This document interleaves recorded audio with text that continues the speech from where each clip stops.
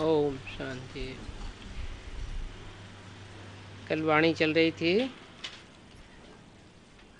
13 February 1967। Om Shanti. Yesterday, the Vani of the 13th February 1967 was being narrated.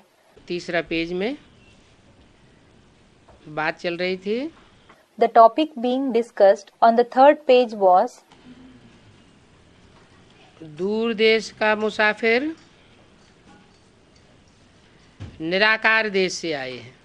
the traveler of a far-off land has come from the incorporeal land.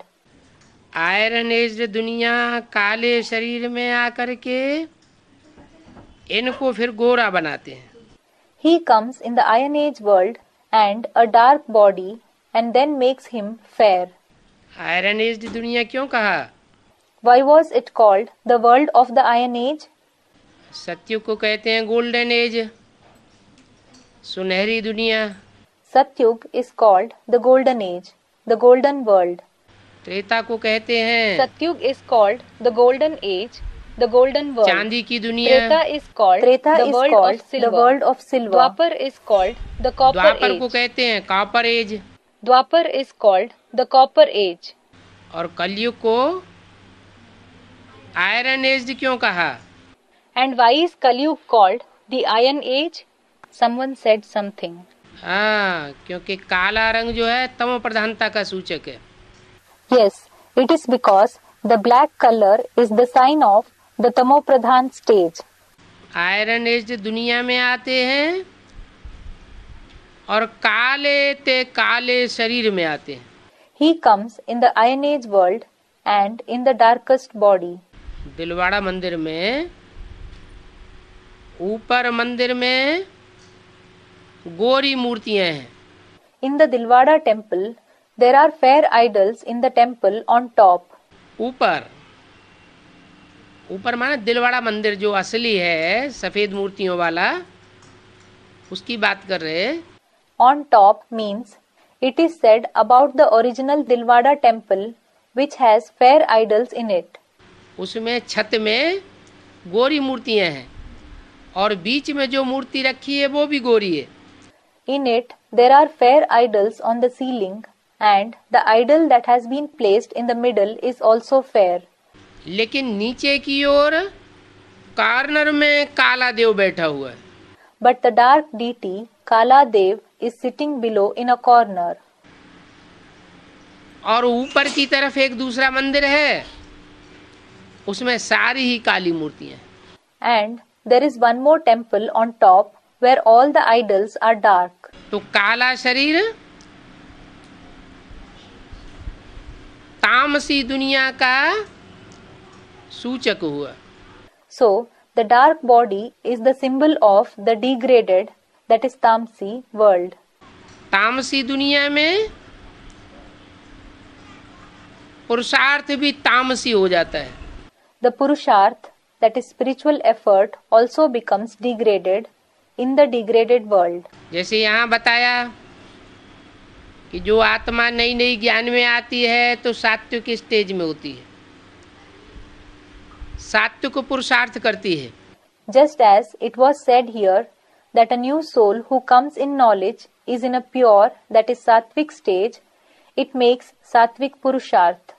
फिर ज्ञान लेने के बाद धीरे धीरे सतो प्रधान से सतो सामान्य रजो और अंत में तमो अवस्था हो जाती। Then, after taking the knowledge, it gradually passes through the Sato Pradhan, Sato Samanya, Rajo stages, and finally the stage becomes Tamo. कोई कितना भी मेहनत करे, कितनी भी ताकत लगाए, No matter how hard someone works or uses his strength, फिर भी जो आदि वाला पुरुषार्थ है वो यादगार मात्र रह जाता है। the Purusharth that he has done in the beginning remains just a memory. और वो तीखी अवस्था नहीं बन पाती। The stage doesn't become that strong. ऐसे क्यों होता है? Why does it happen so? Shooting period में भी ऐसे होता है और ब्रॉड ड्रामा में भी ऐसे होता है। The same thing happens in the shooting period as well as in the broad drama. ऐसे होने का कारण क्या हुआ? What is the reason for that? अनेक आत्माओं का संग का रंग लगते लगते, सुख भोगते भोगते, By being colored by the company of many souls and by enjoying pleasures, इंद्रियों में कालिमा आ जाती, क्योंकि आत्मा ही काली बन जाती। blackness comes in the indriya because the soul itself of the body that perform actions and the sense organs of the body because the soul itself becomes dark and the sense organs. तो बाप आकर ऐसी iron age दुनिया को, काले शरीरों को गोरा बनाते हैं। So the Father comes and makes such iron age world and dark bodies fair. अभी बाप कहते हैं तुमको फिर से सतो प्रधान बनना है। Now the Father says you have to become Sato Pradhan again.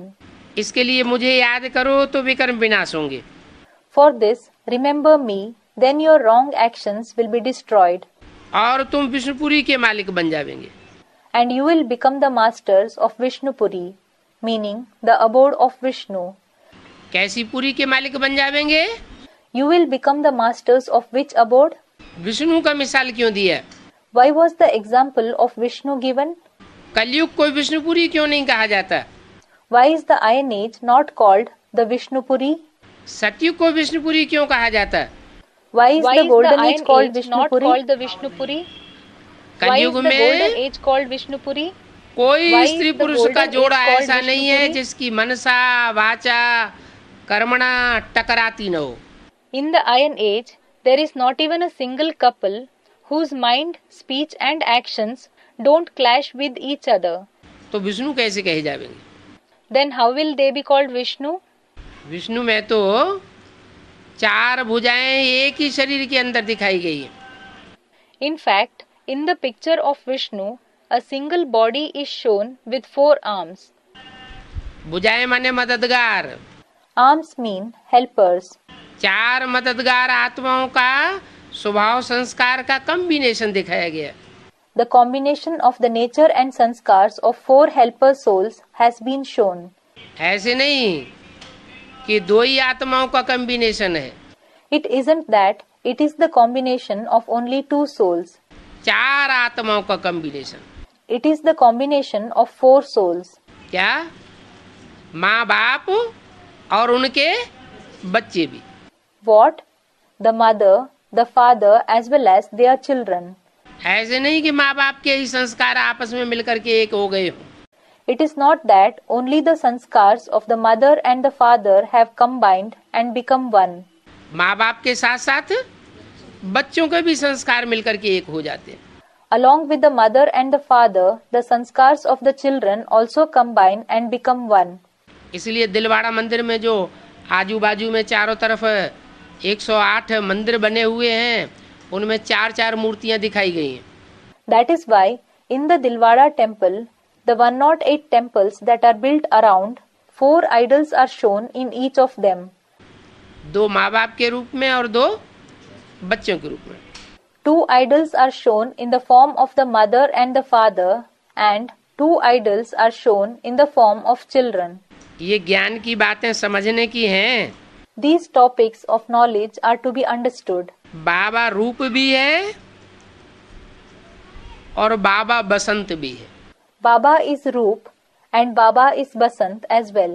Roop means beauty, which Baba describes as the embodiment of yoga. Basant means spring, which Baba describes as the embodiment of virtues. कैसे? How? रूप तो कहा जाता है याद की ऊंची stage में रूहानियत आ जाती है चेहरे में। The spirituality that appears on the face in the high stage of remembrance is called Roop. और बसंत कहा जाता है जिसमें खुशबू आती हो दिव्य गुणों की। And the one who has the fragrance of divine virtues is called Basant. तो बाबा एक है और उसमें दोनों बातें कैसे आ जाती? So when there is one Baba, then how do both the qualities come in him? रूप भी है, बसंत भी है। कैसे? He is Roop as well as he is Basant. How? रूप तो इसलिए है कि राम वाली आत्मा याद में तीखी होती है तो रूपवान चेहरा बनता है। He is Roop because the soul of Ram is sharp in remembrance, so the face becomes Roopavan, beautiful. और बसंत इसलिए है कि दिव्य गुणों की खान वाली आत्मा कृष्ण की सोल उसमें प्रवेश होती है। And he is Basant because the soul of Krishna, who is a store of divine virtues, enters him. इसलिए वो बसंत है। That's why he is Basant. बसंत ऋतु में चारों तरफ फूल खिलते हैं, खुशबू ही खुशबू हो जाती है। In the spring season, flowers blossom all around, so fragrance and only fragrance spreads everywhere. तो देखो वो रूप इसलिए है कि तेजो में बिंदी रूप है। So look, he is Roop because he is in the form of an extremely bright point. क्या? जो बिंदु रूप है वो निराकारी स्टेज झलकती है। What? That form of the point reflects that incorporeal stage. उनमें ज्ञान भी है। They have knowledge as well. किन में? Who? उनमें माने एक नहीं है, दोनों ही आत्माएं हैं। They means that there is not just one soul. There are both the souls. Ramakrishna की जो आत्मा है रूप बसंत के रूप में एक ही व्यक्तित्व के द्वारा प्रत्यक्ष होती है संसार में भगवान के रूप में। The souls of Ram and Krishna, who are revealed in the form of Roop and Basant through only one personality as God in the world, उनमें ज्ञान भी है और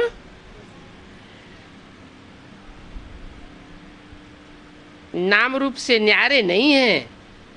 have knowledge and they are not beyond name and form. ऐसे नहीं कि बिंदी है, ज्ञान भरा हुआ है लेकिन नाम रूप से न्यारे हो, नहीं। It's not that they are points, that they have knowledge but are beyond name and form. No.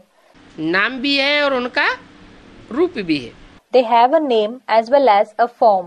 ये दुनिया नहीं जानती है कि उनका असली नाम क्या है और रूप क्या है। The world doesn't know what their original name and form is. बाप बैठकर तुम्हें समझाते हैं The father sits and explains to you, कि मुझे भी तो आत्मा कहते हैं ना। I am also called a soul, am I not? सिर्फ मैं सुप्रीम आत्मा हूँ। The only thing is that I am the supreme soul. तुम आत्माओं को सुपरमेसी नहीं है और मेरे को सुप्रीम कहा जाता है। There is no supremacy in you, the souls, and I am called supreme. परमात्मा सो सुप्रीम आत्मा हो जाता है। The supreme soul becomes Paramatma, supreme soul. क्या? What? जो सुप्रीम आत्मा है वही जब साकार शरीर में प्रवेश करता है और जिसमें मुकर्रर रूप से प्रवेश करता है वो परमात्मा हो जाता है। When the supreme soul enters a real body, and the one whom he enters in the permanent way, when the supreme soul enters a real body, supreme soul, and the one whom he enters in the permanent way becomes supreme soul, Paramatma, आत्मा supreme soul. जो भी पार्टधारी है, all the actor souls, supreme soul पार्टधारियों के बीच में नहीं है। The supreme soul is not among actors.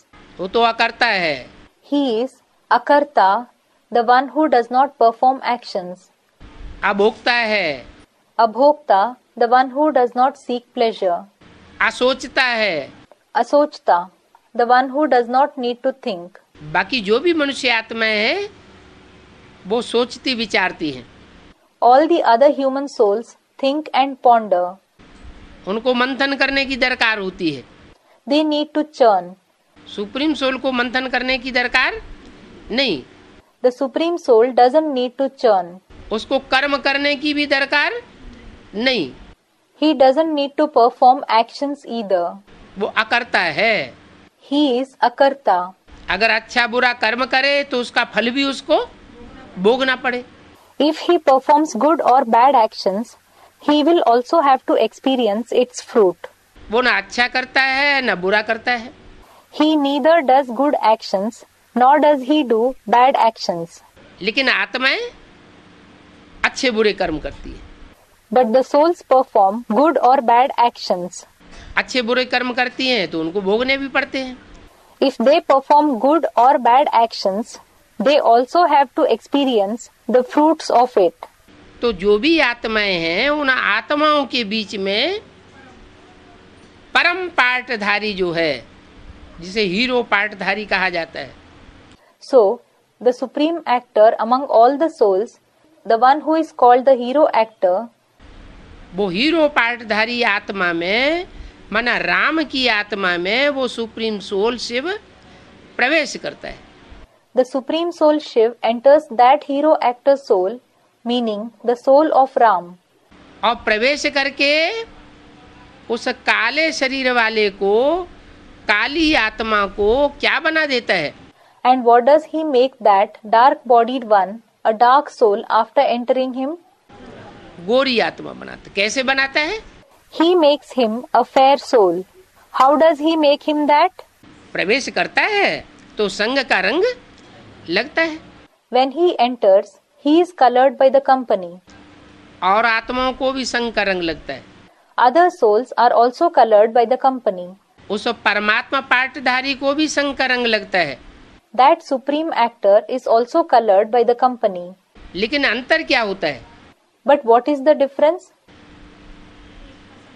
और आत्माएं जितना जितना याद करेंगी To the extent the other souls remember him, उतना उतना उनको संग का रंग लगेगा और पाप कर्म भस्म होंगे. they will be colored by his company to that extent, and their sinful deeds will be burnt to ashes.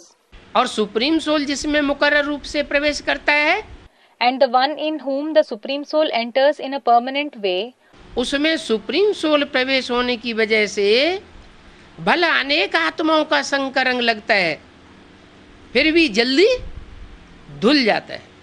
although he is colored by the company of many souls, it, that is the color of the company, is washed away soon because of the entrance of the supreme soul.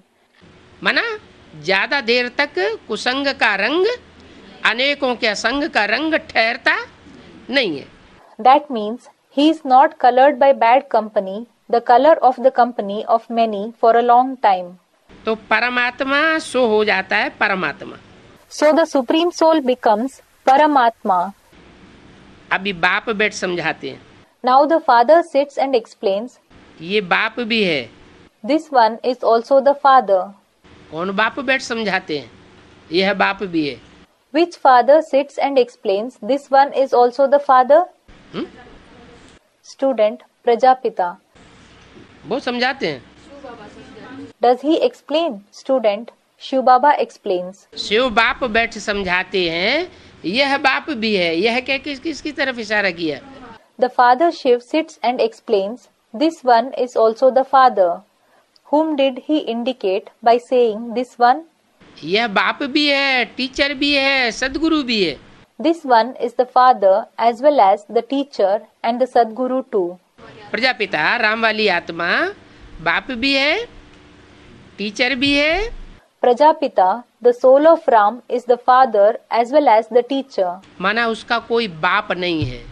That means he doesn't have any father. उसके लिए ज्ञान का बीजारोपण करने वाला कोई साकार में दुनिया में नहीं है.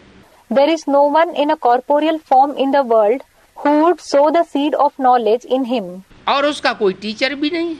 And he doesn't have any teacher either.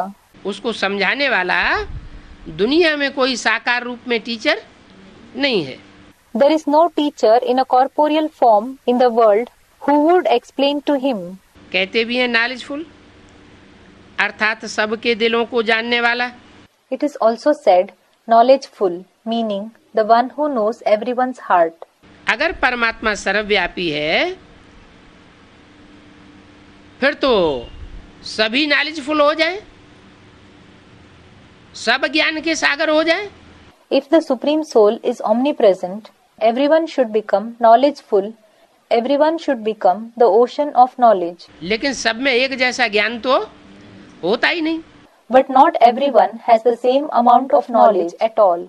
सागर अनेक दिखाए जाते हैं, लेकिन सब सागर एक जैसे हैं क्या? Many oceans are shown, but are all the oceans alike? कोई छोटे हैं, कोई बड़े हैं। Some are small and some are big. कोई छोटे तालाब, कोई बड़े तालाब, कोई बड़ी झील, कोई छोटी झील। Some are small ponds, some are big ponds. Some are big lakes, some are small lakes. कोई छोटी नदी, कोई बड़ी नदी। Some are small rivers and some are big rivers. किसी में कम ज्ञान जल और किसी में ज्यादा ज्ञान जल का भंडार। Some have less water of knowledge and some have plenty of the water of knowledge. तो सब तो नॉलेजफुल नहीं हो सकते। So, not everyone can be knowledgeful. माना परमात्मा सब में व्यापक नहीं हो सकता। It means the Supreme Soul cannot be present in everyone. वो सिर्फ एक में व्यापक होता है। He is present only in one being. माना एक में मुकर्रर रूप से पार्ट बजाता है। It means he plays a part in one being in a permanent way.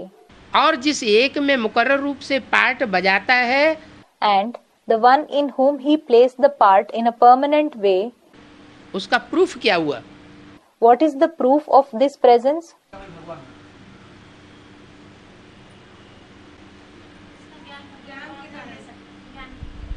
Someone said, through knowledge. हाँ, जैसे बोला, मालूम कैसे पड़ता है कि इनमें बाप भगवान है? Yes, just as it was said, how is it known that God the Father is in this one? ज्ञान देते हैं तो पता चलता है इनमें बाप भगवान है। When he gives knowledge, it is known that there is God the Father in him. लेकिन ज्ञान तो दुनिया में बहुत मनुष्य देते हैं। But many human beings give knowledge in the world. ज्ञान ऐसा देते हैं कि जो मुरली ब्रह्मा के मुख से सुनाई गई, जो वेदवाणी ब्रह्मा के मुख से निकली, He gives such knowledge that the Murli, which was narrated through the mouth of Brahma, the Vedvani that came out of the mouth of Brahma, उस वेदवाणी को रहस्यमय तरीके से कोई भी नहीं समझ पाता। no one is able to understand the mystery of that Vedvani. और वो एक आत्मा उस वाणी को गहराई से पकड़ लेती है, जिसको शास्त्रों में दिखाया है कि गंगा आई और कहाँ समा गई। And that one soul grasps that Vani in depth, for which it is shown in the scriptures that the Ganges came, and where did she merge? सबकी बुद्धियों में नहीं समा गई, She didn't merge in the intellect of everyone. Shankar की जटाओं में समा गई। She merged in the hair locks of Shankar. एक की जटा में क्यों समा गई? Why did she merge in the hair locks of this one? क्योंकि एक को ही कहा जाता है देव देव Mahadev. It is because only one is called Dev Dev Mahadev, the great deity. 33 crore देवताओं को महादेव नहीं कहा जाता। 33 crore, that is 330 million deities, are not called Mahadev. एक ही आत्मा है जो परमात्मा का पार्ट प्रैक्टिकल में बजाती है। There is only one soul who plays the part of the Supreme Soul in practice. इसलिए पूछा, इस एक को नॉलेजफुल क्यों कहते हो? That is why it was asked, why do you call this one knowledgeful? मनुष्यों की देखो कितनी तुच्छ बुद्धि है। Look, what a worthless intellect the human beings have. ज्ञान की बातों को बिल्कुल ही नहीं समझते। They don't understand the topics of knowledge at all. बाप तो ज्ञान और भक्ति का कंट्रास्ट बैठ सुनाते हैं।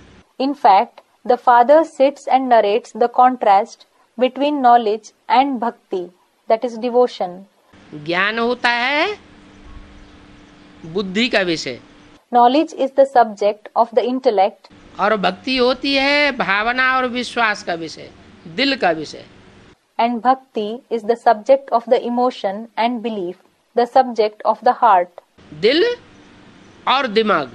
The heart and the intellect. भगवान को कहते हैं बुद्धिमानों की बुद्धि, God is called the intellect of the intelligent ones, और भक्त बुद्धि नहीं लड़ाते, and the devotees do not use their intellect. पूजा करेंगे, अर्चना करेंगे, कीर्तन करेंगे। They will worship God, adore Him, and organize a kirtan, meaning singing of hymns in groups. जिसकी पूजा करेंगे, अर्चना करेंगे, कीर्तन करेंगे, आरती करेंगे, उसकी बायोग्राफी को बिगड़ जाने बिगड़ करते हैं। They worship, adore, organize his kirtan, and perform arti without knowing his biography. Arti means worship of God with lighted lamps. माना अंधश्रद्धा में होकर के करते हैं। That means they do it with blind faith. बुद्धि नहीं लड़ाते कि इनकी पूजा हम क्यों करते हैं। They don't think with their intellect, why do we worship these ones? तो होती है अंधश्रद्धा। So that is blind faith. अंधश्रद्धा से वशीभूत होती है भक्ति, और ज्ञान समझ की चीज है। Bhakti is influenced by blind faith and knowledge is something to be understood. एक एक बात को बुद्धि से तौल करके फिर ग्रहण करना है। You have to grasp each and every topic after judging it through the intellect. क्या राइट है और क्या रंग है। You have to decide what is right and what is wrong. Right और रंग का विश्लेषण करके फिर जो राइट है उसको ग्रहण करना है, जो राइट नहीं है उसको ग्रहण नहीं करना है। After analyzing between right and wrong, you have to grasp what is right and not grasp what is wrong. बिना प्रूफ और प्रमाण के ज्ञान नहीं कहा जा सकता। Something accepted without proof and evidence cannot be called knowledge. कोई कहे भगवान आया हुआ है। Someone may say God has come. कहाँ आया हुआ है? The listener will ask, where has he come? कि अमुक व्यक्ति में आया हुआ है। The person will say, he has come in this particular person. तो भक्त होगा वो तो मान लेगा कि हाँ आया हुआ है। If he, that is the listener, is a devotee, he will accept it saying, yes, he has come. ज्ञानी होगा, आया है तो कैसे आया है।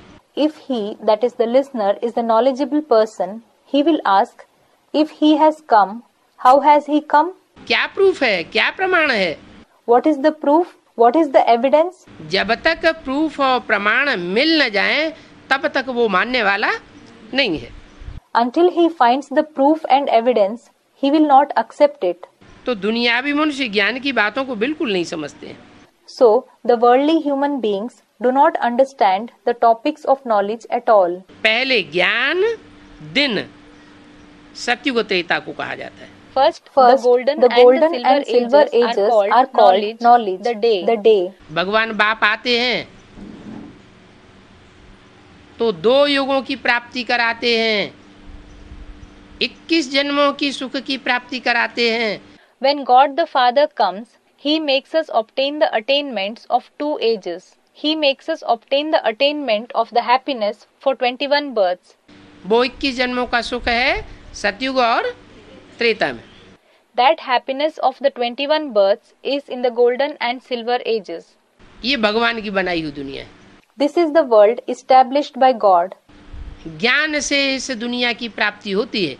You attain this world through knowledge. और जो बुद्धि नहीं लड़ाते हैं, And those who do not use their intellect, ज्ञान की बातों को नहीं पकड़ते हैं, those who do not grasp the topics of knowledge, उनके लिए फिर बनती है द्वापर और कलयुग की दुनिया, द्वैतवादी दुनिया। For them, the world of the copper and iron ages, the world of dualism is created. जिसने जो कहा उसी बात को मान लिया। They believe in whatever someone says. तो पहले पहले है ज्ञान दिन सतयुग त्रेता, फिर है द्वापर कलयुग रात। So, first of all, there is the day of knowledge, the golden and silver ages. Then is the copper and iron ages, the night. ये दिन और रात का खेल चलता रहता है। This game of day and night keeps going on. सतयुग त्रेता दिन, द्वापर कलयुग रात। The golden and silver ages are the day, and the copper and iron ages are the night. द्वापर कलयुग में रात क्यों होती है? Why is there night in the copper and iron ages? सत्ययुग में दिन क्यों होता है? Why is there day in the golden age? क्योंकि सत्य होता है एक और झूठ होते हैं अनेक। It is because there is one truth, that is Satya, and here there are many false things, झूठ.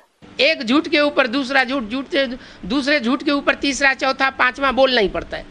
You have to speak a second lie after a first lie, and a third, fourth, fifth lie after the second lie for sure. कहते हैं झूठ के पाँव नहीं होते. It is said, falsity does not have legs. तो झूठ मना रात, कलयुग की दुनिया, द्वापर युग की दुनिया, द्वैतवादी दुनिया.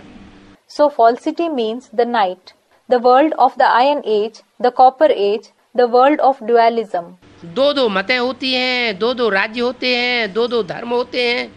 There are two opinions, two kingdoms, two religions. ऐसी दुनिया को कहा जाता है रात की दुनिया. Such a world is called the world of the night. उस रात में मनुष्य अंधेरे में ठोकरें खाते रहते हैं, भगवान मिलता ही नहीं. In that night, people keep suffering misfortune in darkness. They don't find God at all. कितने मंदिरों में, टिकानों में माथा मारते हैं. They bow their head in so many temples and places. कोई मस्जिद में, कोई गिरजाघर में, कोई गुरुद्वारे में. Some bow their head in mosques, some in churches, and some in Gurudwara, meaning the holy place of the Sikhs. माथा ही मारते रहते हैं, लेकिन भगवान फिर भी मिलता नहीं. They keep bowing their head, but even then they don't find God. तो भक्ति से दुर्गति होती है. So, degradation takes place through bhakti. भक्ति का रिजल्ट क्या है? What is the result of bhakti? हजारों साल से भक्ति करते चले आए, मंदिरों में, मस्जिदों में, गिरजाघरों में. They have been doing bhakti for thousands of years in temples, mosques and churches. गुरुओं ने जैसे बताया वैसे चलते चले आए. They have been acting according to what the Guru said. क्या एक गुरु की मत पर चलते आए? Have they been following the opinion of one Guru? अनेक गुरुओं की मत पर चले. They followed the opinions of many Gurus. इसको कहते हैं द्वैतवादी युग. This is called the age of dualism, दो में से चार, चार में से आठ, ये मतें निकलती ही रहती हैं. where these opinions keep emerging, 4 out of 2, 8 out of the 4. तो ऐसी भक्ति से होती है दुर्गति. So, degradation takes place through such bhakti. दुर्गति में ज्ञान नहीं होता है. There is no knowledge in degradation. ज्ञान और भक्ति का किसी को भी पता नहीं है. No one knows about knowledge and bhakti at all. ये राजयोग का ज्ञान है. This is the knowledge of Raj Yoga. इस राजयोग के ज्ञान को कोई भी हठ योगी नहीं समझा सकते. No Hatha Yogi can explain this knowledge of Raj Yoga. हठ योगी क्यों कहा? Why was it said Hatha Yogi? क्योंकि वो हठ पकड़ के बैठ जाते हैं, हम ही सच्चे हैं. It is because they become obstinate, hat pakadna, and say, only we are true. सच्ची बात भी उनके सामने कही जाए तो भी नहीं मानेंगे. Even if you speak the truth in front of them, they won't accept it. हठ योगी उन्हें कहा जाता है जो गृहस्थ को ऊंचा नहीं समझते हैं. Those who do not consider the household to be elevated are called Hatha Yogi. समझते हैं गृहस्थी तो गिरिहस्थी हैं. They think that the householders, Grihasti, are degraded personalities, Girihasti. ऐसे तो गृहस्थी भी नहीं समझा सकेंगे. In a way, even the householders cannot explain this. क्या ज्ञान को गृहस्थी भी नहीं समझा सकते और हठ योगी भी, सन्यासी भी नहीं समझा सकते. What? Neither the householders nor the Hatha Yogi, the sannyasis, can explain the knowledge. क्यों नहीं समझा सकते? Why can't they explain it? क्योंकि दोनों ही अपवित्र हैं. It is because both are impure. दोनों की पैदाइश गुमूत से है, अपवित्रता से है. The birth of both of them takes place through excrements, through impurity. तुम ब्राह्मणों की पैदाइश मुख से है. You, the Brahmins, are born through the mouth. तुम ब्रह्मा के मुख से, जिस ब्रह्मा के तन में भगवान आकर के प्रवेश करके वाणी बोलते हैं. Through the mouth of Brahma, you, the body of Brahma, that God enters to narrate the Vani. उस वेद वाणी को सुन करके तुम अपना जीवन बनाते हो और दूसरों का जीवन सुधारते हो. By listening to that Ved Vani, you make your life good and reform others' life as well. इसलिए तुम मुखवंशावली हो। This is why you are Mukha-vanshavali, meaning progeny born from the mouth, meaning the knowledge. श्रेष्ठ इंद्रियों की संतान हो। You are the children born through the elevated Indriya. बाकी वो हठ योगी और जो भी गृहस्थी हैं वो सब भ्रष्ट इंद्रियों की संतान है। The rest, the Hatha yogis and all the householders are the progeny born through the corrupt Indriya. इसलिए सब अपवित्र हैं। This is why all are impure. अपवित्र होने की वजह से इस ज्ञान को नहीं समझा सकते। Since they are impure, they cannot explain this knowledge. तुम्हारे में भी जो ज्ञान लेने के बाद अगर आप पवित्रता धारण करते हैं तो ये ज्ञान सारा बुद्धि में से उड़ जाता है। Among you too, those who imbibe impurity after taking the knowledge, this entire knowledge vanishes from their intellect. अनुभव करने की बात है। This is something to experience. जिन दिनों अपवित्रता माया पछाड़ती है, अपवित्रता आती है तो बुद्धि में से ज्ञान सारा उड़ जाता है। The days when impurity, Maya overpowers you, you become impure, then the entire knowledge vanishes from the intellect. और जिन दिनों पवित्रता का बैलेंस चलता है उन दिनों बुद्धि में ज्ञान के मनन चिंतन मंथन के पॉइंट्स चलते रहते हैं। And the days when there is a balance of purity, the points of thinking and churning the knowledge go on in the intellect. तो अभी बताओ ये राजयोग को कौन सिखावेगा? So, now tell me, who will teach this Raj Yoga? मनुष्य सिखा ही नहीं सकते, सब गृहस्थी हैं। Human beings cannot teach it because everyone is a householder. सब अपवित्रता की औलाद हैं। Everyone is the progeny born through impurity. हठ योगी भी नहीं सिखा सकते। Even the Hatha yogi cannot teach it. बल पवित्र रहते हैं सन्यासी, लेकिन उनकी पैदाइश कहाँ से हुई? Although they, the sannyasis, remain pure, how were they born? उनकी भी तो पैदाइश पतित पने से हुई ना, गुमूत से हुई ना। They too were born through impurity, weren't they? They were born through excrements, weren't they? वो भी नहीं सिखा सकते। So, they can't teach Raj Yoga either. फिर कौन सिखावेगा? Then who will teach it? इस पतित दुनिया में तो सब पतित हैं। Everyone is impure in this impure world. इन पतितों को पावन कौन बनावेगा? Who will purify these impure ones? वो बनावेगा जो इस दुनिया में आकर के भी कभी भी पतित नहीं बनता। He who never becomes impure even after coming in this world will make them pure. उसकी यादगार बनी हुई है। क्या यादगार बनी हुई है? His memorial has been made. What memorial has been made? Shiv का जो मंदिर है वो जलाधारी स्त्री रूप की यादगार है। In the temple of Shiv, that Jaladhari is a symbol of the female form. Jaladhari, a cup that holds the lingam. और उसमें वो लिंग रूप में बैठा हुआ भी है। In the temple of Shiv, he is sitting in the Jaladhari is a symbol of the female इतना form, संग का and रंग he is है, sitting in the फिर form भी of a ling in उसकी it. पूजा होती है। There is so much color of the company, even then he is worshipped. पूजा पवित्र की होती है, अपवित्र की होती है। Is the pure one worshipped or is the impure one worshipped? The cup that holds the जरूर है, lingam. ऐसी स्टेज में भी वो पवित्र रहने वाला है। Definitely, he is the one who remains pure even in such a stage. वो अपवित्र होने वाला नहीं है। He does not become impure. तन से भी छरित नहीं होता, जिस तन में प्रवेश करता है। He does not lose vigor through the body he enters. मन से भी छरित नहीं होता। He does not lose vigor through the mind either. और जब तन और मन से छरित नहीं होगा तो धन भी बर्बाद नहीं कर सकता। And when he doesn't lose vigor through the body and the mind, he cannot waste money either. तो जो राजयोग सिखाते हैं वही अभी कहते हैं माम एकम याद करो। So, the one who teaches Raj Yoga himself says now, remember me alone. क्या? What?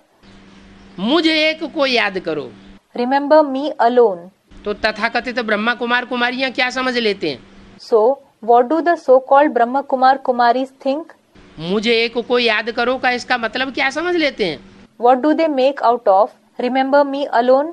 मुझे एक बिंदी को याद करो। They understand remember me the point alone. अरे बिंदी बिंदी आत्माएं तो सभी हैं। अरे everyone is a point soul. कीड़े मकोड़े पशु पक्षी सबके अंदर बिंदी आत्मा नहीं है क्या? Isn't the point soul present in insects, spiders, animals, birds, everything? तो पता कैसे चलेगा कि एक बिंदी को याद किया या कौन सी बिंदी को याद किया? So how will you come to know if you remembered the one point or which is the point you remembered? कैसे पता चलेगा? How will you come to know this? हैं? कैसे कहा जाए हमने एक ही बिंदी को याद किया दूसरी बिंदी को याद नहीं किया? How will it be said that we remembered only the one point and not another point? जब When बिंदी बिंदी आत्माएं सब एक जैसी, all point souls are alike. उनमें कोई अंतर नहीं, चाहे सुप्रीम सोल हो चाहे कोई हीरो पार्टधारी हो। There is no difference among them, whether it is the supreme soul, whether it is the hero actor, और चाहे कोई छोटी मोटी आत्मा पार्टधारी चाहे कीड़े मकोड़े की आत्मा हो, सब बिंदु। whether it is a soul who plays an insignificant part or the soul of insects, everyone is a point. जिन्हें गीता में कहा गया अणो अणियान समनुस्मरेत्य। About this it is said in the Gita, Ano aniyan sam anusmaretyah. अनुरूप आत्मा है, बहुत सूक्ष्म है। The soul is like an atom. It is very subtle. तो पता कैसे लगेगा हमने किस बिंदु को याद किया? So how will we come to know which point we remembered?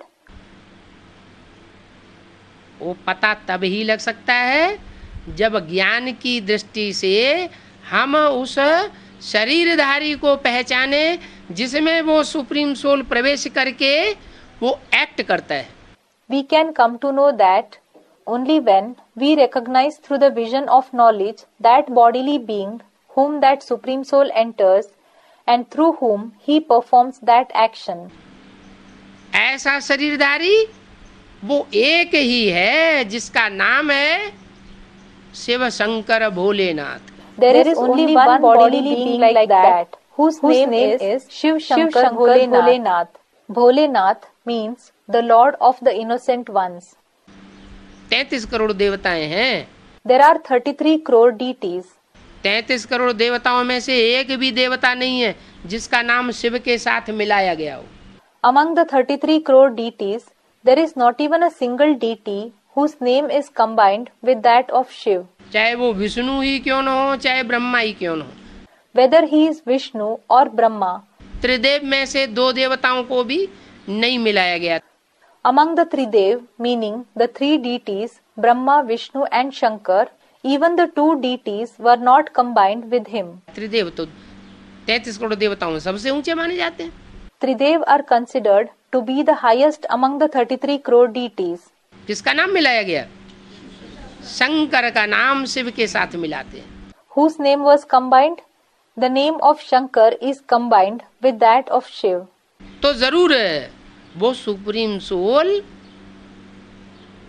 उस परम पार्टधारी माने हीरो पार्टधारी में प्रवेश करता है। So, definitely, that supreme soul enters that supreme actor, meaning the hero actor, और उसके द्वारा कहता है माम एकम याद करो, मुझे एक को याद करो। and says through him, Mamekam yad karo, remember me alone. कहा तो जाता है त्रिमूर्ति Shiv. It is certainly said, Trimurti Shiv. Shiv की 3 मूर्तियां हैं। There are the 3 Murtis, personality of Shiv. लेकिन तीनों मूर्तियों में से भगवान के रूप में कौन सी मूर्ति प्रसिद्ध होती है? But among the 3 personalities, which personality becomes famous in the form of God? एक शंकर की मूर्ति, महादेव की मूर्ति। The personality of Shankar alone, the personality of Mahadev. और बनते हैं मनुष्य से देवता, Others become deities from humans. नर से नारायण जैसे बनते हैं। They become like Narayan from a man. लेकिन वह देवता नहीं, क्या बनता है? Mahadev. But he does not become a deity. What does he become? He becomes Mahadev, देवताओं में महान पार्टधारी। the great actor among the deities. उस महान पार्टधारी में मैं मुकर्रर रूप से प्रवेश करके उसके द्वारा जो भी मनुष्य आत्माएं हैं, जो भी मेरे बच्चे हैं, उनसे मैं सर्व संबंधों से आकर के मिलता हूँ। I enter that great actor in a permanent way, and through him I meet all the human souls, all of my children, through all relationships. इसलिए भक्ति मार्ग में कहते हैं तुमेव माता च पिता तुमेव बंधु च सखा तुमेव सर्वम मम देव देव। This is why it is said in the path of bhakti, Tvameva mata cha pita tvameva, Tvameva bandhu cha sakha tvameva, Tvameva sarvam mama deva deva. Meaning, you alone are my mother and my father, you alone are my family and my friend, you alone are everything for me, you alone are the greatest deity. हर प्रकार के संबंध परमात्मा बाप आकर के जोड़ते हैं बच्चों के साथ। The Supreme Soul Father comes and forms all kinds of relationships with the children. ये भी कहते हैं जिस संबंध की अनुभूति में कमी रह जाएगी, मेरे से वो संबंध नहीं निभा सकेंगे। He also says this, if there remains a shortcoming in experiencing a certain relationship, if they are unable to maintain that relationship with me, उसके लिए जन्म जन्मांतर परेशान होते रहेंगे, दुखी होते रहेंगे, तरसते रहेंगे। then they will worry for that relation for many births. They will keep becoming sorrowful. They will long for it. मैं आकर के ये राजयोग अभी सिखाता हूँ। I come and teach this Raj Yoga now. और मनुष्यों को ये राजयोग सिखाने का हक नहीं है। The other human beings do not have a right to teach this Raj Yoga. मनुष्य गुरु जो है वो मनुष्यों को राजयोग नहीं सिखा सकते। Human gurus cannot teach Raj Yoga to the human beings. क्या राज भरा हुआ है? What secret, that is Raj, is contained in it? ये राज भरा हुआ है कि और मनुष्य आत्माएं कनेक्शन में आएंगी तो उनको अटैचमेंट जरूर लगेगा, मोह लगेगा, ममता लगेगी, लगाव लग जाएगा। The secret contained in it is that if the other human souls come in the connection of impure souls, they will certainly have attachment towards them. They will have fondness, affection. They will become attached. क्या आंख से जो चीज देखी जाती है, जिस चेहरे को देखा जाता है और कहीं लगाव पूर्वक देखा जाता है, तो वो चेहरा याद आता है कि नहीं आता है? What? The thing which is seen through the eyes, the face which is seen, and if it is seen with attachment, then is that face remembered or not? जरूर याद आता है। It is definitely remembered. लेकिन मैं ऐसा योग सिखाता हूँ जिसमें तुमको ये पक्की अवस्था प्राप्त करनी है कि इन आँखों से देखते हुए भी न देखो। But I teach such a yoga in which you have to attain this firm stage in which you should not see even while seeing through these eyes. कानों से सुनते हुए भी न सुनो। You should not listen even while listening through the ears. माना कोई भी इंद्रिय का रस है। It means whether it is the pleasure of any indriya. ऐसे नहीं कि इंद्रियों से कर्म करना छोड़ देना है। It is not that you have to stop performing actions through the indriya. इंद्रियों से कर्म करना है, लेकिन इस विधि से कर्म करना है वो इंद्रियों का लगाव बाद में याद ना आए। You should certainly perform actions through the indriya, but you should perform actions in such a manner that the attachment of the indriya should not be remembered later. नहीं तो क्या होगा? अंत मते सो गति हो जाएगी। Otherwise, what will happen? It will be antmate so gati, meaning your final thoughts will lead you to your final destination. मान लो पुरुष चोला है, सारा जीवन स्त्री का संग करता है, तो अंत में उसे क्या याद आ जाता है? Suppose there is someone in a male body, he takes the company of a woman the entire life, so what does he remember at the end? स्त्री चोला याद, उसके अंग याद आ जाते हैं। He remembers the female body. He remembers her body parts. तो उसको फिर स्त्री का जन्म लेना पड़े। So, then he has to be born as a female. मैं ऐसा कर्म सिखाता हूँ, ऐसी याद सिखाता हूँ और ऐसे की याद करना सिखाता हूँ जिसकी याद में रह करके तुमको कोई भी प्रकार का संकरंग नहीं लगेगा। I teach such action, I teach such remembrance, and I teach you to remember such a being that by remembering him you won't be colored by any kind of company. कर्म दुनिया भी करती है और राजयोगी भी वो कर्म करते हैं। The world, worldly people, perform actions, and the Raja Yogis also perform those actions. लेकिन कर्म करने में मन बुद्धि का योग जो है वो अलग अलग तरीके से काम करता है। But the connection of the mind and the intellect works in different ways in performing the actions. तो मेरी याद में रह करके अगर कर्म करना सीखोगे तो उन कर्मों का लेप छेप तुमको नहीं लगेगा। If you learn to perform actions in my remembrance, you will not be affected by those actions. तो जो राजयोग सिखाते हैं वो खुद कहते हैं माम एकम याद करो। So the one who teaches Raj Yoga himself says, remember me alone. तो तुम्हारे पाप कर्म विपरीत कर्म भस्म हो जाएंगे। Then your sinful deeds, wrong deeds will be burnt to ashes. निवृत्ति मार्ग का धर्म ही अलग है। The religion of the path of renunciation, Nivritti Marg, is one thing. क्या सन्यासियों का जो धर्म है वो धर्म अलग है। What? The religion of the sannyasis is one thing. और बाप जो आकर के प्रवृत्ति मार्ग सिखाते हैं नर से नारायण और नारी से लक्ष्मी बनना सिखाते हैं, उन लक्ष्मी नारायण का धर्म अलग है। And the household path, Pravritti Marg, that the father teaches when he comes, the study to become Narayan from a man and Lakshmi from a woman, the religion of those Lakshmi Narayan, it is different. Lakshmi Narayan भी गृहस्थी थे। Lakshmi Narayan were also householders. गृहस्थी थे लेकिन उनकी इंद्रियों का attachment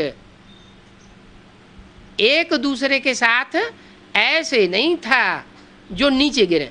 They were householders, but the attachment of their indriya with each other was not such that they would fall. कौन से नारायण की बात है? This is about which Narayan? जो संगम युगी नारायण बनते हैं, The one who becomes the confluence age Narayan. Direct परमात्मा बाप जिनको आकर के बनाते हैं, वो नर से नारायण और नारी से लक्ष्मी बनने की बात है। The one whom the Supreme Soul Father himself makes into Narayan when he comes, it is about becoming that Narayan from a man and Lakshmi from a woman. तो जो निवृत्ति मार्ग वाले हैं वो प्रवृत्ति मार्ग का ज्ञान कैसे सिखावेंगे? So, those who belong to the path of renunciation, how will they teach the knowledge of the household path? निवृत्ति मार्ग वाले सन्यासी वो तो अलग हो जाते हैं।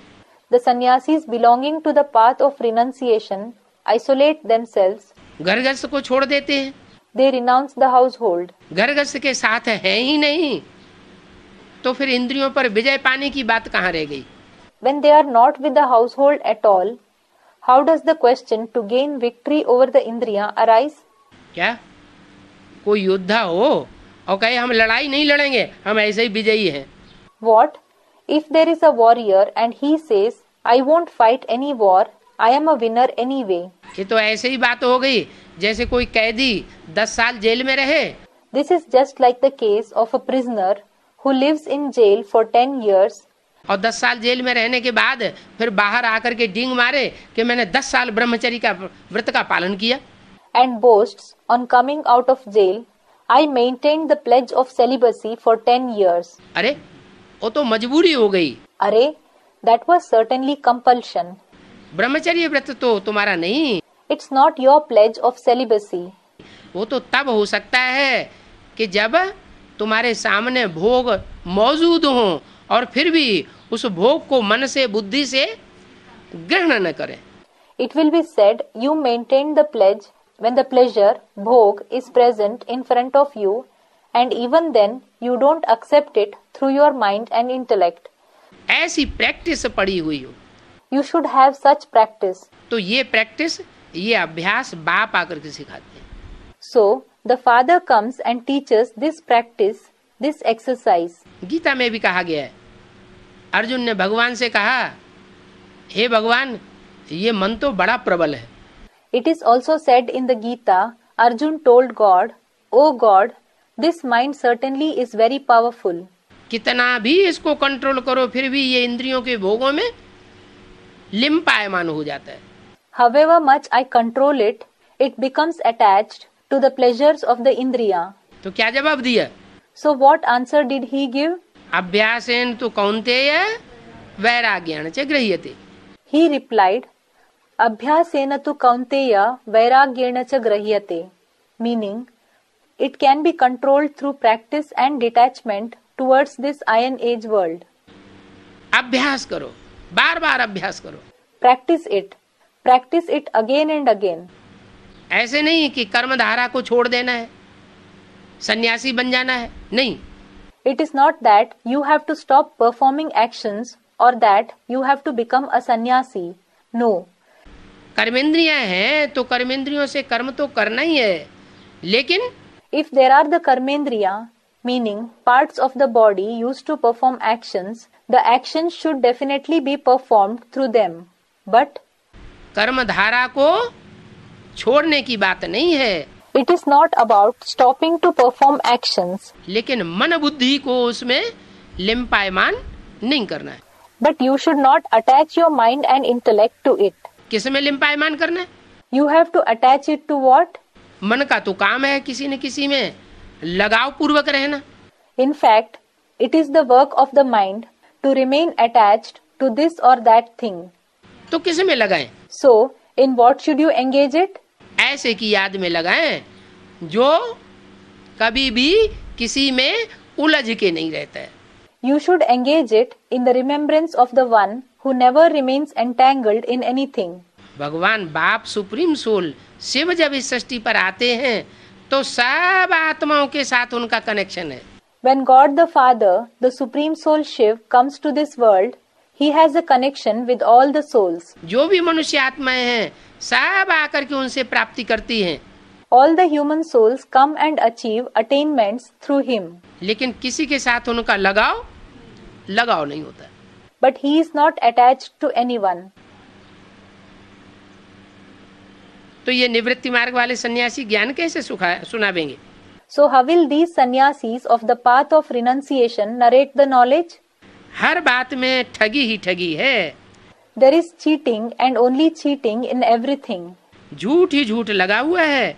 There is falsehood and only falsehood. गाया भी जाता है झूठी माया झूठी काया झूठा सब संसार। It is also sung, Jhuti Maya, Jhuti Kaya, Jhuta Sab Sansar. Meaning, Maya is false, body is false, and the entire world is false. किस समय की बात है? This topic pertains to which time? जब कलयुग के अंत में भगवान बाप इस सृष्टि पर आते हैं तो ये सारी दुनिया झूठी हो जाती है। When God the Father comes to this world at the end of the Iron Age, this entire world becomes false. एक भी सच्चा नहीं रहता। Not even a single person remains true. जिसमें सुप्रीम सोल बाप प्रवेश करता है वो ही संसार में सच्चा होकर के दिखाता है अंत में। Only the one whom the Supreme Soul Father enters proves himself to be true in the world at the end. इसलिए उस एक की कथा गाई जाती है। This is why the story of that one is narrated. क्या कथा है? What is the story? Satyanarayan की कथा। The story of Satyanarayan, the true Narayan. सत्य लक्ष्मी की भी कथा नहीं है। It is not even the story of Satya Lakshmi, the true Lakshmi. क्या? What? वो लक्ष्मी भी सत्यनारायण के साथ है। That Lakshmi is also along with Satyanarayan. लेकिन उसकी भी कथा नहीं गाई जाती, कथा सिर्फ एक की गाई जाती है। But even her story is not narrated. The story of only one being is narrated. माने वो एक व्यापी होकर आता है, अनेक व्यापी होकर नहीं आता है। This means he comes as Ekvyapi, meaning present in one being present in one being. He does not come as Anekvyapi, meaning present in many. इस समय ही गाया जाता है God is one, God is truth. It is praised now itself. God is one, God is truth. क्या? भगवान बाप एक है। What? There is one God the Father. और भगवान बाप जो एक है वो ही सच्चा है और बाकी सब सब झूठे हैं। And the one God the Father himself is true and everyone else is false. और अंत में ये बात सच्ची साबित हो जाएगी क्या? And this topic will be proved to be true at the end. What? जितने भी संबंध हैं वो सब झूठे हो जाएंगे। All the relationships will become false. नाना, चाचा, काका, ताऊ, Maternal grandfather, father's younger brother, father's elder brother, बहन, भाई, पति, पत्नी, sister, brother, husband, wife, बाप, बेटा, सारे संबंध धोखा दे जाएंगे। father, son, all the relationships will deceive you. और एक बाप धोखा देने वाला नहीं होगा, सबके साथ निभाएगा। And the one father will not be the one who deceives you. He will maintain the relationship with everyone. इसलिए एक का गायन है सत्यनारायण के रूप में। This is why there is the praise of one being in the form of the true Narayan. अनेकों का गायन नहीं है। Many are not praised like this. God is truth, ये यहाँ की बात है, यहाँ का गायन है। God is truth. This saying pertains to this time. This saying pertains to the present time. सत्युग में कोई नहीं कहेगा गॉड इज ट्रुथ। क्यों? In the golden age, no one will say God is truth. Why? क्योंकि वहाँ भगवान बाप होता ही नहीं। It is because God the Father doesn't exist there at all. सत्युग स्थापन हुआ और सुप्रीम सोल वापस परम धाम चला जाता है। As soon as the golden age is established, the Supreme Soul goes back to the Supreme Abode. जो जो बातें भक्ति मार्ग में कही जाती हैं उन बातों को सत्युग में नहीं कहेंगे। All the things that are said in the path of bhakti will not be said in the golden age. यहाँ सब कहते हैं God father is truth. Here everyone says God the Father is truth. बाप ही सच सुनाने वाले हैं। The Father alone is the one who narrates the truth. आत्मा को बाप की स्मृति आई है, The soul has gained the awareness of the Father. इसलिए हम बाप को याद करते हैं कि आ करके सच्ची सच्ची कथा सुनाओ। This is why we remember the Father saying, "Come and narrate the true story to us." नर से नारायण बनने की ये कथा है। This is the story to become Narayan from a man. वो कथाएं तो सुनाते हैं, They do narrate the stories. पंडित लोग घर घर में जाकर के सच्ची कथा सुनाते हैं कि ये सच्ची सत्यनारायण की कथा है। The Pandits, they go to every house and relate the true story, saying, "This is the true story of Satyanarayan." लेकिन जब चौपड़ी खोलते हैं सुनाते हैं तो किसकी कथा सुनाते हैं? But when they open the book and narrate the story, whose story do they narrate? Lilavati, Kalavati, लकड़हारा की कथा सुनाते हैं। They narrate the story of Leelavati, Kalavati and Lakadhara, meaning woodcutter. These are characters in the story of Satyanarayan who do bhakti and are liberated from their sorrow. और असली कथा सत्यनारायण की क्या है वो बताते ही नहीं। But they don't narrate what the true story of Satyanarayan is at all. इसका मतलब सत्यनारायण की कथा उनके पास नहीं है। This means they don't have the true story of Satyanarayan. वो सच्ची सत्यनारायण की कथा खुद भगवान ही आकर के सुनाता है। God himself comes and narrates that true story of Satyanarayan. Satyanarayan बनने वाले चोले के द्वारा सुनाता है। He narrates it through the body of the one who becomes Satyanarayan. और एक जन्म की कथा नहीं सुनाता है उसकी, कितने जन्मों की कथा सुनाता है। And he does not narrate the story of his only one birth. Of how many births does he narrate the story? 84 जन्मों की कथा सुनाता है He narrates the story of 84 births. कि कैसे 84 जन्मों में जिस भारत में भगवान आते हैं वो भारत ही दुनिया का सरताज बनता है। How in 84 births the Bharat in whom God comes becomes the crown that is Sartaj of the world. और वही कलयुग के अंत में आकर के सारी दुनिया का मोहताज बन जाता है। And how he himself becomes the poorest, that is Mohtaj, in the entire world at the end of the Iron Age. एक एक का मुंह ताकना पड़ता है उसे। He has to gaze at everyone's face. जैसे कहते हैं ना, क्या करें हमारी उंगली दबी हुई है Just as it is said, isn't it? What can we do? We are under compulsion. Ungli dabna literally means the finger to be pressed. हम किसी को कुछ कह नहीं सकते. We can't say anything to anyone. तो ये सत्यनारायण की कथा मैं तुमको सुनाता हूँ. So, I narrate this story of Satyanarayan to you. सुबह का अमीर और शाम का फकीर. He is rich in the morning and beggar in the evening. आगे तो तुम ये सब झूठी कथाएं सुनते थे. Earlier, you used to listen to all these false stories. अभी तुम सच्ची कथा सुनते हो. Now, you listen to the true story. और झूठी कथाएं सुनते सुनते कोई आज तक नारायण तो नहीं बन सका. And by listening to the false stories, no one has been able to become Narayan till today. झूठी कथा सुनी तो नारायण कैसे बनेगा? How will someone become Narayan if he listened to the false stories? Narayan तो तभी बन सकता है जब सच्ची कथा सुनने को मिले. He can become Narayan only when he gets to listen to the true story. फिर उस सत्यनारायण की कथा कैसे हो सकती है? Then how can it be the story of Satyanarayan when he doesn't become Narayan through it? वो तो झूठी हो गई. It is certainly a false story. मनुष्य किसी को नर से नारायण नहीं बना सकता. क्या? A human being cannot make anyone Narayan from a man. What? Doctor बनाएंगे मनुष्य, मास्टर बनाएंगे, वकील बनाएंगे, इंजीनियर बनाएंगे, बड़े से बड़ा वैज्ञानिक बनाएंगे. Human beings can make someone a doctor, a teacher, a lawyer, an engineer, the greatest scientist. लेकिन नर से मनुष्य से देवता, नर से नारायण कोई नहीं बना सकता. But no one can make a man, a human being, into a deity, a man into Narayan. ये कॉलेज, ये यूनिवर्सिटी भगवान बाप ही आकर के खोलते हैं. God the Father himself comes and opens this college, this university. कैसी? जिसमें मनुष्य को देवता बनने की पढ़ाई पढ़ाते हैं. What kind of a university? The university where the human beings are taught the knowledge to become a deity. बाप ही आकर स्वर्ग का मालिक बनाते हैं.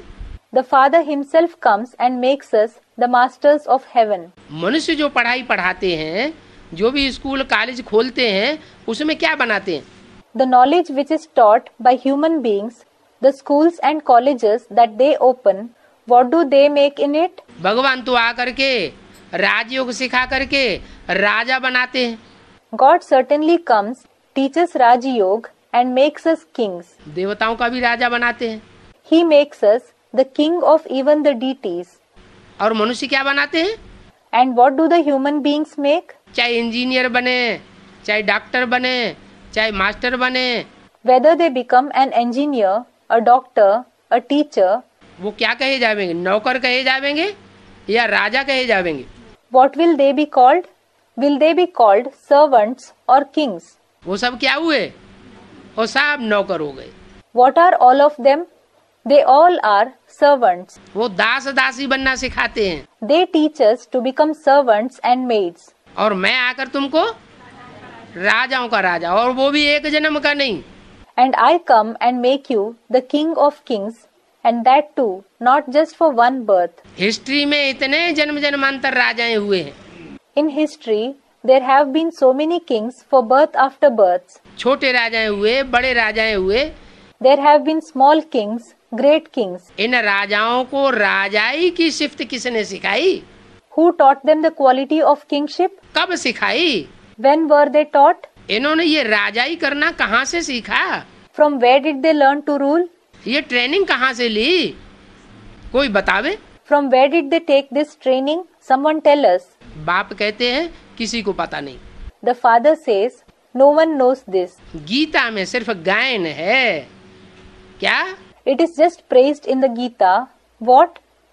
हे नर अर्जुन, तू ऐसी करनी कर कि नर से नारायण बने. O man Arjun, perform such actions so that you become Narayan from a man. और हे नारी द्रौपदी, तू ऐसी करनी कर जिससे तू नारी से नारायणी बने. And, O woman Draupadi, perform such actions so that you become Narayani from a woman. वो गीता भी मनुष्यों की लिखी हुई। That Gita too is written by human beings. उस गीता को पढ़ते पढ़ते भी 2500 साल हो गए। And 2500 years have passed by reading that Gita. कोई नर से नारायण और नारी से लक्ष्मी तो बना नहीं। But no one became Narayan from a man and Lakshmi from a woman at all. अब मैं आकर के तुमको सच्चा गीता ज्ञान सुनाता हूँ। Now I come and narrate the true knowledge of the Gita to you. जो भी धर्म पिताएं आए, All the religious fathers who came, उन्होंने आकर के कोई बाइबल नहीं सुनाई, कोई कुरान शरीफ नहीं सुनाई, कोई गुरु ग्रंथ साहब नहीं सुनाया। neither did they narrate the Bible, the Quran Sharif, or the Guru Granth Sahib, that is, the religious book of the Sikhs. न लिखा। Nor did they write it when they came. क्या? What? वो तो 200, 300, 400 साल के बाद लिखे जाते हैं ग्रंथ, जब उनकी संख्या बहुत बढ़ जाती है। In fact, the Granth, meaning scriptures, are written after 200, 300, 400 years when the number of their followers increases a lot. ऐसे ही मैं भी जब इस सृष्टि पर आता हूँ, सनातन धर्म की स्थापना करता हूँ, तो जो गीता ज्ञान सुनाता हूँ वो मुख से ओरल सुनाता हूँ। In the same way, when I too come to this world and establish the ancient religion, then the knowledge of the Gita that I narrate it orally through the mouth. लिखा हुआ नहीं सुनाता हूँ, I don't narrate what is written. कोई ग्रंथ नहीं बनाता हूँ, I don't make any granth. मुख से डायरेक्ट सुनाता हूँ। I narrate it directly through the mouth. और जो मुख से डायरेक्ट सुनते हैं सन्मुख बैठ करके, And those who listen to what is said directly through the mouth, sitting face to face, वही नर से नारायण जैसे देवता बनते हैं। only they become deities like Narayan from a man. दूसरा कोई नर से नारायण जैसा देवता बन नहीं सकता। No one else can become a deity like Narayan from a man. ऐसे नहीं कि मैं सुनाऊं और बाद में उसको टाइपराइटर में या कंप्यूटर में टाइप कर लिया जाए और वो फिर कोई बैठ करके सुने तो वो देवता बन जाएगा। नहीं, It is not that I narrate the Vani and later on it is typed on a typewriter or computer, and if someone sits and listens to it, he will become a deity. No. मेरे द्वारा जो पढ़ाई है वो direct जो सन्मुख बैठ करके सुनेंगे वही नर से नारायण जैसे बनेंगे। The knowledge that is taught through me, those who listen to it directly sitting face to face, only they will become like Narayan from a man. तो बाप आकर के स्वर्ग का मालिक बनाते हैं, बाप आते भी भारत में। So, the Father comes and makes us the masters of heaven. The Father comes in Bharat itself. ये क्या बात हो गई? ये तो पार्शियलिटी हो गई। क्या? What is this? This is certainly partiality. What? विदेशी लोग कहेंगे हमारे देश में क्यों नहीं आते, भारत में ही क्यों आते हैं? The foreigners will say, why doesn't he come to our country? Why does he come only in Bharat? हैं? Student, it is an ancient country. पुराना देश है तो? It is an ancient country. So what? और नए को गड्ढे में खोद के गाड़ देना क्या? And should we dig and bury the new countries in a ditch? Bharat में इसलिए आते हैं कि भारत में पवित्रता को बहुत मान दिया जाता है। He comes in Bharat because purity is given a lot of importance in Bharat. यहाँ कन्याओं की जितनी सेफ्टी की जाती है इतनी दुनिया में किसी देश में दूसरे धर्म में कन्याओं की उतनी सेफ्टी नहीं की जाती। The virgins are not safeguarded in any other country in the world, in any other religion, as much as they are safeguarded here. यहाँ पवित्रता का बहुत मान है। Here, there is a lot of importance given to purity. कन्याओं की पूजा करते हैं।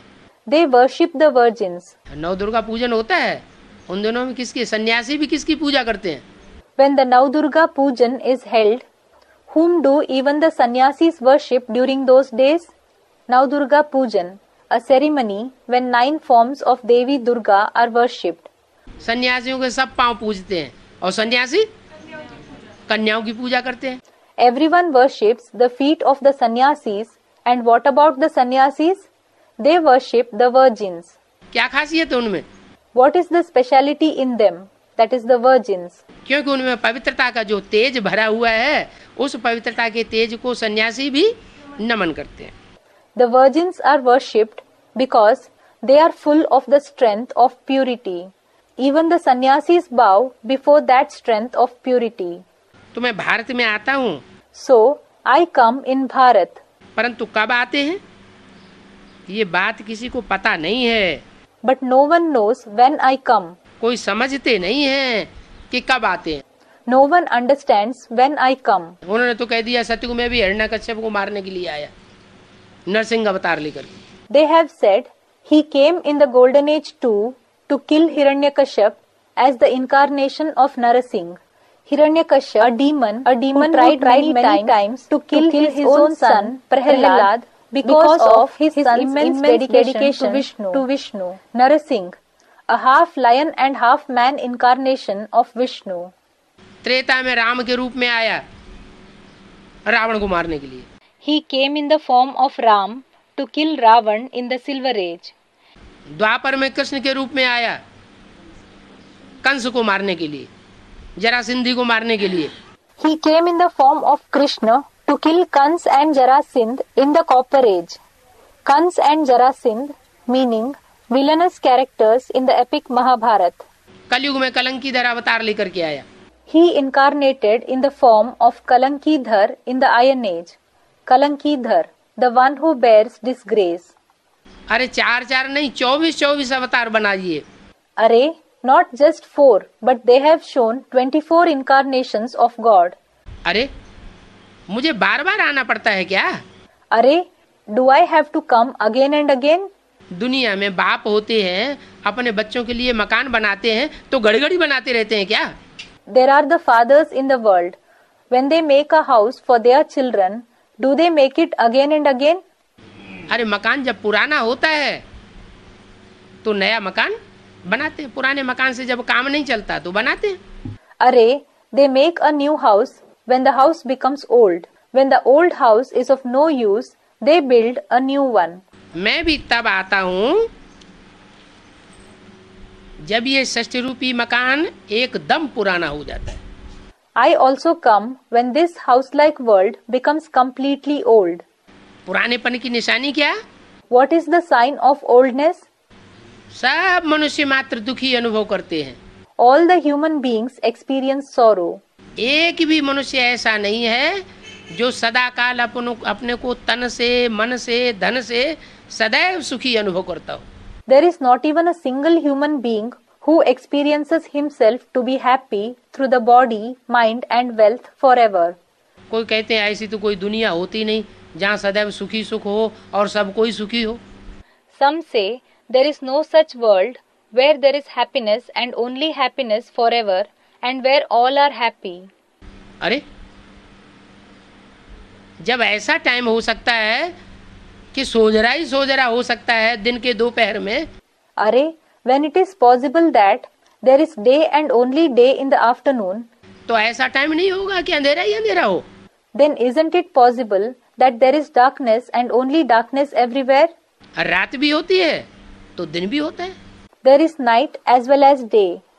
तो इस दुनिया में ऐसी भी दुनिया थी जहाँ सुखी ही सुख था, दुख का नाम निशान नहीं था। So in this world there was also such a world where happiness and only happiness prevailed. There wasn't any name and trace of sorrow. और वो दुनिया भगवान बाप आकर के स्थापन करते हैं। And God the Father comes and establishes that world. इसलिए सारी दुनिया भगवान को याद करती है। This is why the entire world remembers God. दूसरे धर्म वाले भी भगवान को याद करते हैं। Those belonging to the other religions also remember God. Christ को, इब्राहिम को, मोहम्मद को भगवान के रूप में नहीं मानते हैं। They don't consider Christ, Abraham, Muhammad as God.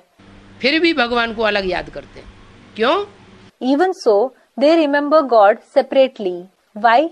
क्योंकि उनमें भी मान्यता है, मुसलमान लोग जन्नत को मानते हैं।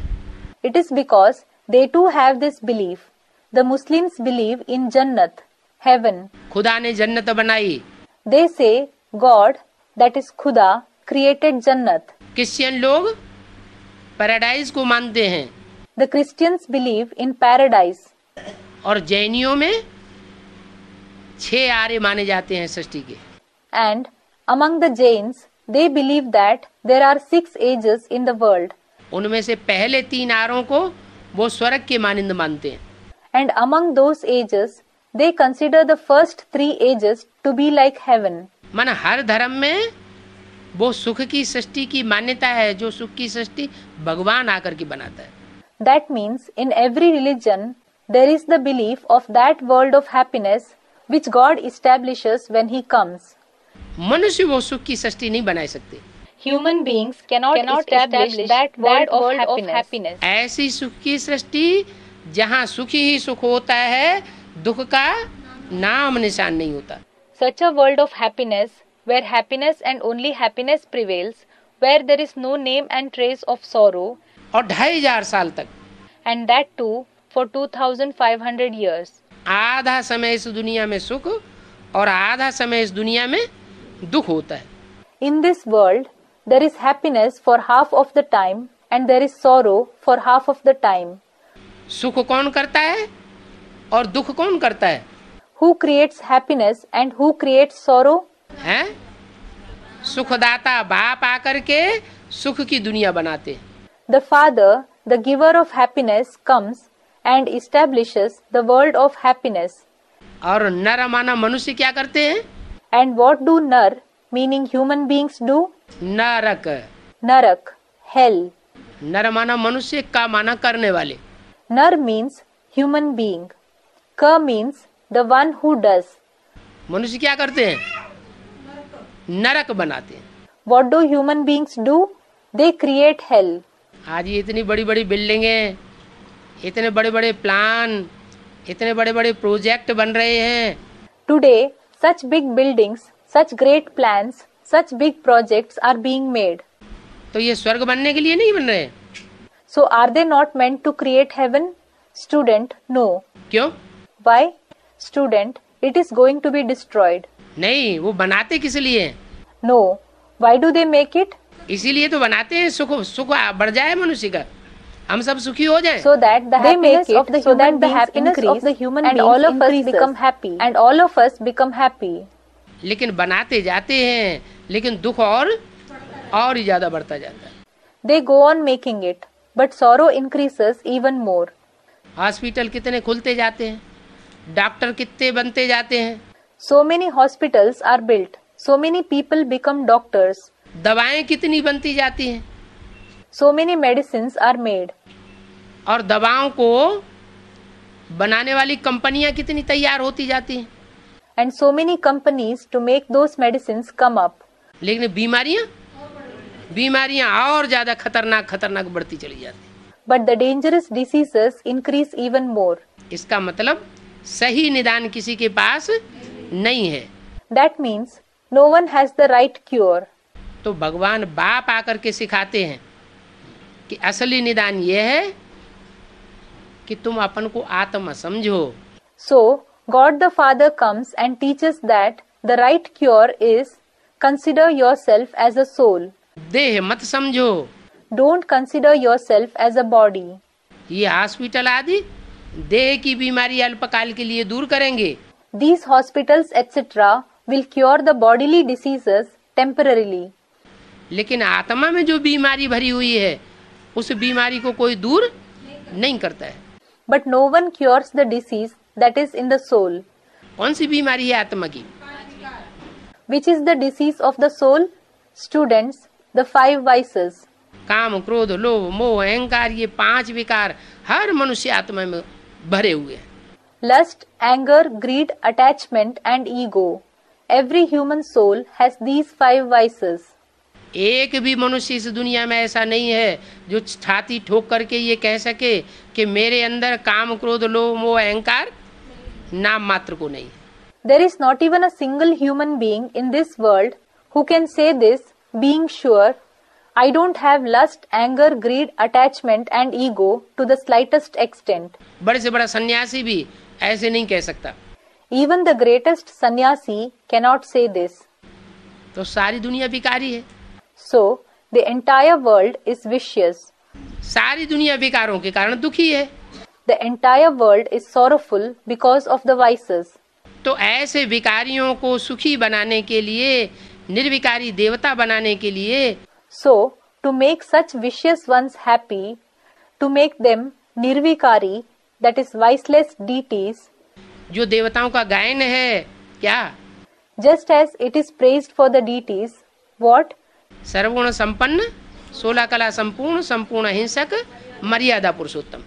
Complete with all virtues, complete with 16 celestial degrees, completely non-violent, Maryada Purushottam means best among all the souls in following the code of conduct, संपूर्ण निर्विकारी, and completely viceless.